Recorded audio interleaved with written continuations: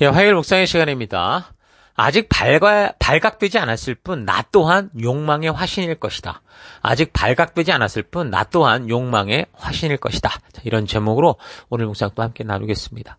자, 어제 우리는 다시 한번 예수님의 탄생으로부터 오늘 우리가 이제 살피게 되는 세 번째 유월절, 그 초막절까지 세 번째 유월절 그 이르기 전 초막절까지 행적을 우리가 살펴봤습니다. 그러니까 분명하게 잊지 말아야 되는 것은 예수님께서 이 땅에 오셔서 사람들의 인기를 얻어서 큰 성전 세우고 거대한 나라를 세워서 저들 위에 군림하시지 않았고, 심지어 제자들이 예수님을 그런 죽음의 길에서 보호하겠다고 나섰지만 그 십자가의 길이 바로 하나님께서 보내신 길이기 때문에 저들을 엄히 책망하다가 혹시나 관계가 깨진다고 해도 하나님께서 당신을 이 땅에 보내신 그 사명과 목적이 우선되는 삶을 단호하게 살아가셨던 걸 우리에게 보여주었습니다. 그러니까 사명과 목적이 우선이 되는 삶이라고 해서 뭐 사랑이 없고 위로가 없고 용서가 없고 공감이 뭐 떨어지고 격려가 없는 그런 삶을 말하는 게 아니에요.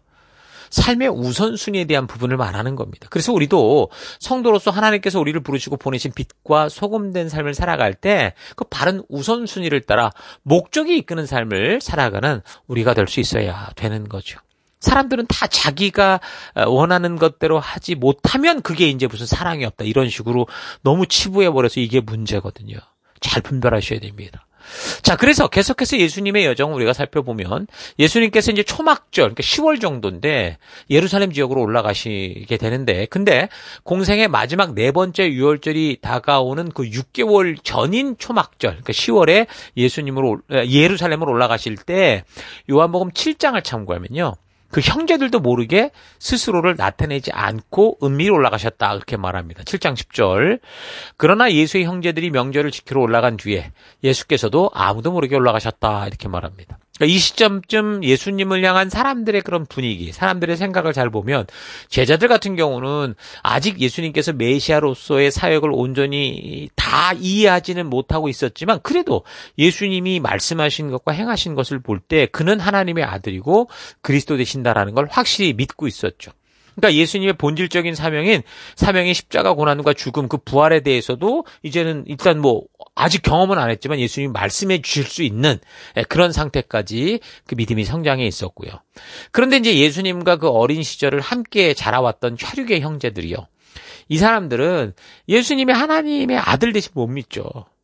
그리스도 되심 좀 더더욱 믿지 않았기 때문에 오히려 막 예수님이 행하시는 걸 보고 조롱 섞인 말도 했던 걸 봅니다. 7장 3절 보면 요한복음입니다. 예수의 형제들이 예수께 말했다. 형님은 이 지방에서 떠나서 유대로 가십시오. 거기에 있는 형님의 제자들도 형님이 하는 일을 보게 하십시오. 알려지기를 바라면서 숨어서 일하는 사람 없습니다. 형님이 이런 일을 하는 바에는 자기를 세상에 드러내십시오. 그리고 5절에 뭐라고 그랬냐면 예수의 형제들까지도 예수를 믿지 않았기 때문이다. 믿지 않아서 이렇게 얘기했다는 거죠.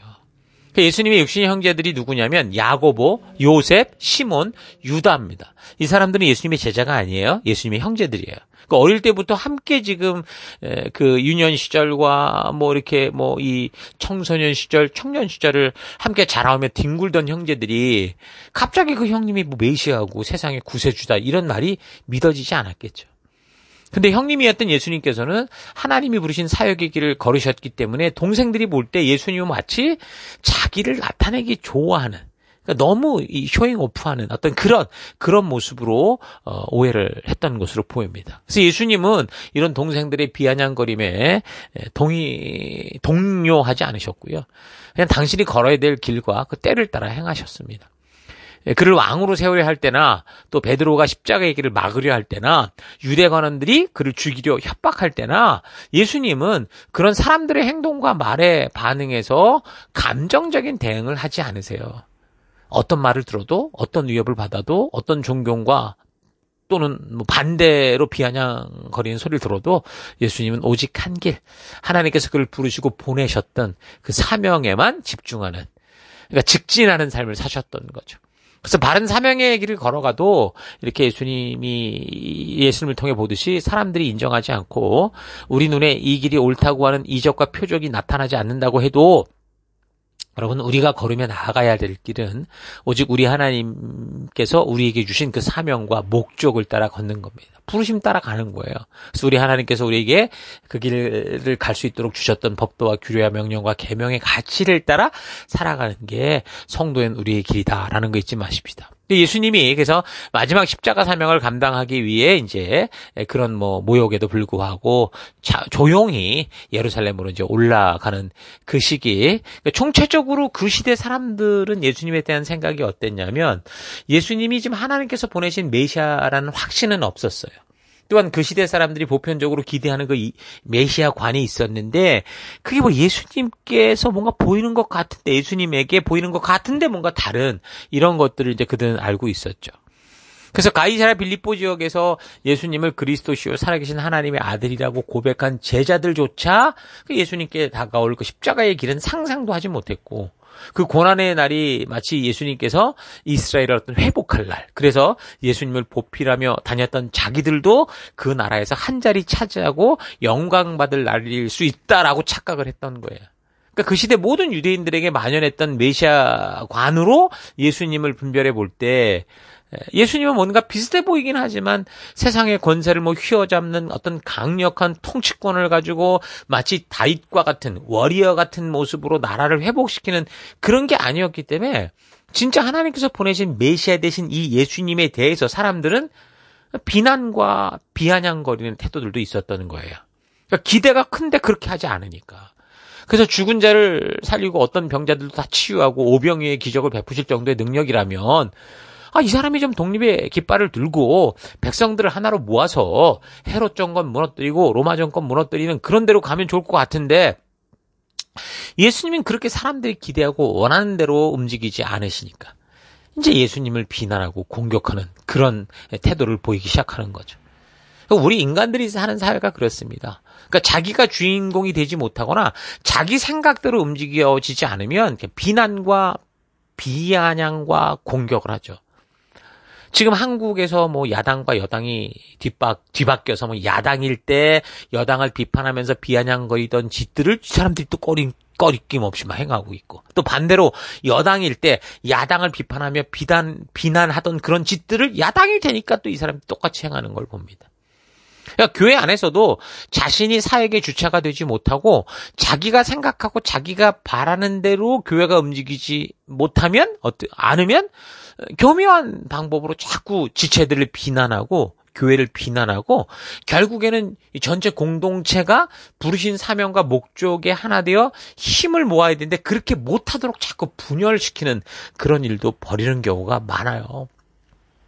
그런 것처럼 예수님께서 자기들이 기대하고 바라는 대로 움직이지 않으니까 이 사람들이 예수님을 통해 분명하게 드러나고 있는 하늘의 능력, 이적, 표적을 보면서도 비아냥거리고 조롱하고 하나님이 하시는 일조차 외면하고 귀를 막아버릴 뿐 아니라 심지어 그 하나님의 일을 하나님의 뜻대로 행하고 있는 예수님을 죽이고자 하는 그런 분위기로 점점 변해가고 있었다는 거죠.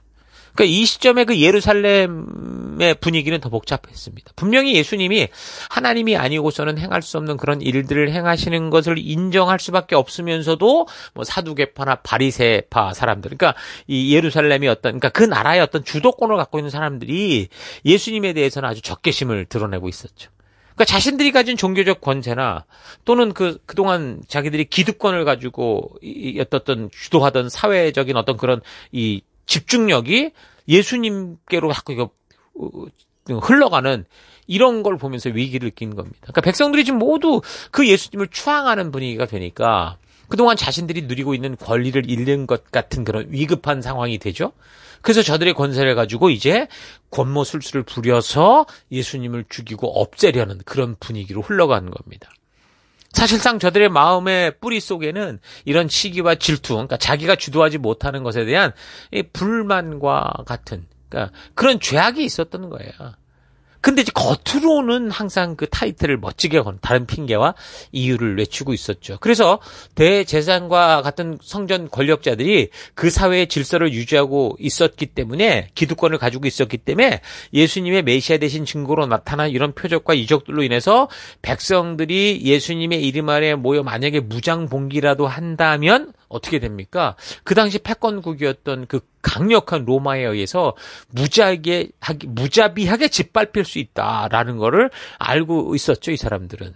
그래서 두려움이 있었던 거예요. 그래서 예수님이 사역하시던 그해 대제사장이 가야바인데 이 사람이 뭐라고 그랬냐면 이런 예수를 죽여야 된다. 한 사람을 죽여서 민족 전체가 망하지 않는 게 더 온전한 일이다. 이런 식으로 말을 할 정도였습니다. 그러니까 산헤드린이라는 것이 그 당시 그 국회 같은 데였다고 그랬잖아요. 그리고 산헤드린의 수장이 바로 대제사장 같은 사람이니까. 뭐 어쨌든 성전 기득권을 가진 사람들은 그 사회의 질서를 담당하는 어떤 그런 입장이 있었기 때문에 명분이 좀 분명히 있어야 되고, 만약에 예수님이 정말 가짜 어떤 그런 이단이라면 당연히 그거를 저지해야 되는 그런 책임도 분명히 있었던 건 맞아요. 근데 문제가 뭡니까? 저들이 인정하고 싶지 않은 그 예수님이 정말 하나님이 보내신 참된 메시아다라는 게 문제였던 거죠. 그래서 예수님은 참으로 하나님께서 새 언약의 성취를 위해 보내신 메시아이셨기 때문에 이 성경과 역사를 조금만 더 신중하게 보고 그 말씀대로 바르게 서고자 했다면 사실 예수님이 보여주시고 말씀하신 것처럼 예수님이 이 땅에 오셔서 행하시는 일, 이런 걸 보고 충분히 메시아다라는 걸 알 수 있었을 텐데, 지금 그런 직접적인 증거를 보면서도 이들이 오히려 예수님을 죽이려고 하는 걸 볼 때 사실 다른 의도가 있다는 거죠. 이들이 이런 나라를 걱정하는 것처럼 얘기하지만 사실은 자신들이 쥐고 있던 이 기득권, 이 정치 권세를 놓치고 싶지 않았다는 거예요. 그거를 유지하기 위한, 자기들의 기득권을 지키기 위한 핑계와 변명이었을 뿐이다라는 걸 우리가 짐작할 수 있습니다. 그러니까 그런 시대의 정치적 분위기를 대부분의 사람들이 알았지요. 정치판에서 저런 식으로 행하는 걸 공공연하게 알았기 때문에 사실 예수님을 보고 이건 그리스도다라고 확실히 믿는 사람들조차 그 예수님에 대한 자신의 믿음에 대해서 함부로 막 이유되게도 말하기 어려운 그런 분위기였던 거예요. 왜 그러냐면 이 9장 22절을 보면 요한복음, 그 부모는 유대 사람들이 무서워서 이렇게 대답한 것이다. 예수를 그리스도라고 고백하는 사람은 누구든지 회당에서 쫓아내기로 유대 사람들이 이미 결의해 놓았기 때문이다. 그 사회에서 쫓겨나는 거예요. 그러니까 이제 예수님이 십자가에 죽으시게 된 그때 분위기는 죄악된 인간들을 위해 생명을 주시러 오신 메시아이심에도 불구하고 이렇게 그 인간들에 의해, 욕심에 찬 인간들에 의해, 그것도 지금 역사로 보면 하나님께 사명을 맡았다고 하는 자들로부터 지금 살해의 위협을 당하는 그런 분위기였던 거죠. 예수님이 사실 이런 분위기를 다 알고 계셨죠. 그러나 그럼에도 불구하고 어떻게 하십니까? 예수님께서는 쉽고 빠른 하나님의 능력을 이용해서 저들을 다 불러 심판하는 길이 아니라 오직 하나님께서 명하시고 말씀하신 그 하나님의 뜻을 따라 사명의 길에서 좌로나 우로나 치우치지 않고 용기 있게 계속해서 그 길을 한 걸음 한 걸음 걸어가고 계시는 거예요. 이것이 오늘 이 시대에 이 새언약 백성된 사실 성도인 여러분과 제가 함께 나아가야 될 길이다라는 거 잊지 마십시다.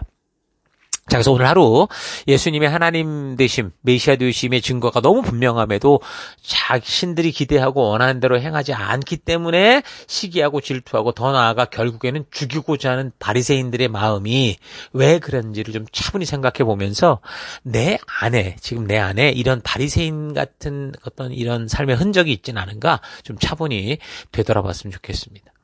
시기와 질투가 모든 관계를 망치고 세상을 지옥으로 만들죠.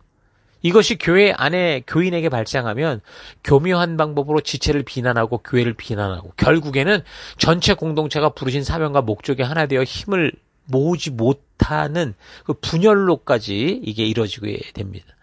시기와 질투가 사람들이 행복하게 살아갈 수 있는 모든 관계들을 전부 망치고 사랑해야 될 사람들이 서로 적이 되게 하고, 그래서 우리가 살아가는 사회 속에 엄청난 문제들을 만들어내고 있어요. 심지어 형제 자매 지간에도 분열과 다툼을 만들어서 가정을 지옥처럼 만들기도 합니다. 그러니까 내가 원하고 기대하는 바대로 이루어지지 않을 때 사람들은 마음이 상하고 그 상하고 분한 마음으로 짜증을 내고 화와 분노를 쏟아내고 음흉한 짓을 하죠. 여러분, 아이들을 보십시오. 그 어린 아이들이 자기가 하고 싶은 것을 못하게 할 때 어떡합니까? 울고불고 성난 동물처럼 자기가 하고 싶은 대로 하지 못하게 하는 그 부모를 막 공격하고 화를 내고 분한 마음을 쏟아내는 이런 걸 볼 수 있죠. 이게 바로 인간의 본능에서 나오는 자연스러운 반응이라는 겁니다. 그래서 우리는 이런 본능에서 나오는 욕구들을 하나님이 주신 말씀의 가치, 그 기준을 따라 어떻게 돼요? 우리를 다스리고 스스로 제어하고 이겨가야 됩니다. 서로 사랑한다는 것은 자신을 낮추고 먼저 남을 섬기고자 하는 그거예요. 남녀가 서로 사랑하여 결혼에 이르는 게 뭡니까? 다 이런 사랑 때문에 그래요. 나보다 상대를 소중히 여겨주는 그 귀한 사랑의 열매로 결혼에 꼴이 나는 거죠. 그런데 이런 사랑도 어느 순간인가 자기가 하고 싶은 대로 행하고 육체의 본능이 원하는 대로 욕구가 하고자 하는 대로 바르게 조절하지 못하면 어떻게 돼요? 이기적이고 동물적인 본능을 따라 행동하게 돼서 결국 그런 이기적이고 자기만 생각하는 관계, 서로의 관계, 그러니까 서로를 이용해 먹는 관계, 그래서 결국 서로의 관계를 파멸에 이르게 하죠. 여러분 간혹 뉴스에서 보면 데이트 폭력이나 이별을 받아들이지 못하고 스토커처럼 상대에게 자기 욕심대로 집착하다가 결국 상대에게 해를 가하기도 하고 죽이기도 하는 이런 뉴스들을 듣는데, 이런 뉴스는 이게 말씀의 가치를 따라 바르게 자신의 자연스러운 본능과 욕구를 조절하지 못하면 쉽게 드러나는, 이게 남의 얘기가 아니고 바로 나의 이야기가 될 수 있다는 겁니다. 사실 차분히 나의 삶을 되돌아본다면 이런 삶의 태도들이 곳곳에서 지금 현재에도 일어나는 것을 발견할 수 있을 거예요. 다만 아직 폭발하지 않았을 뿐이고 뉴스거리가 되지 않았고 들키지 않았을 뿐이지. 언제라도 남에게 해를 가하고 내가 하고 싶은 대로라는 고집과 욕심들이 계속 일어나고 있죠. 표현은 안 해도 이미 생각 속에서 수없이 살인을 저지르고 수없이 미워하는 그런 게 우리 아닙니까?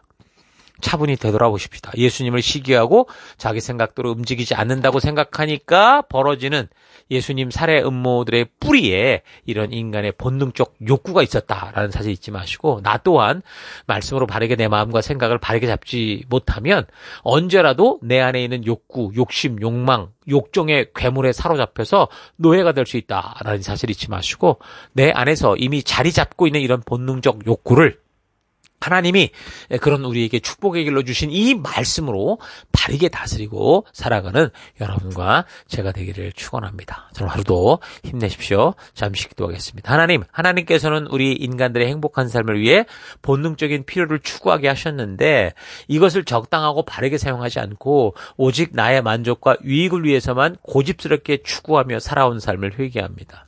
하나님의 분명한 뜻이 들려오고 우리의 주변에서 함께하는 지체들을 통해서도 꾸준히 알려주시는데, 그런 하나님의 음성을 들으면서도 내가 원하는 것만을 고집하며 살아가는 삶이 아니라, 또는 교묘하게 회방하는 삶을 살아가는 게 아니라 오직 주의 사랑에 매여 우리 주님이 가신 그 길, 남을 위해 희생하고 먼저 목숨을 주기까지 사랑하는 그 사랑의 길로 나아가는 우리가 되기를 원합니다. 아직 드러나고 발각되지 않아서 그렇지 내 안에 늘 꿈틀거리고 있는 이 시기와 질투와 욕망과 욕구와 욕정을 따르고자 하는 그런 삶이 있다라는 거 잊지 않고 더더욱 철저히 주의 말씀의 가치가 나를 주도할 수 있는 믿음의 길 걸어가는 내가 되기 원합니다. 오늘 하루도 그래서 그런 말씀이 나를 주도하는 그런 믿음의 길로 걷는 내가 되기를 결단하고 감사드리며 예수님 이름으로 기도했습니다. 아멘.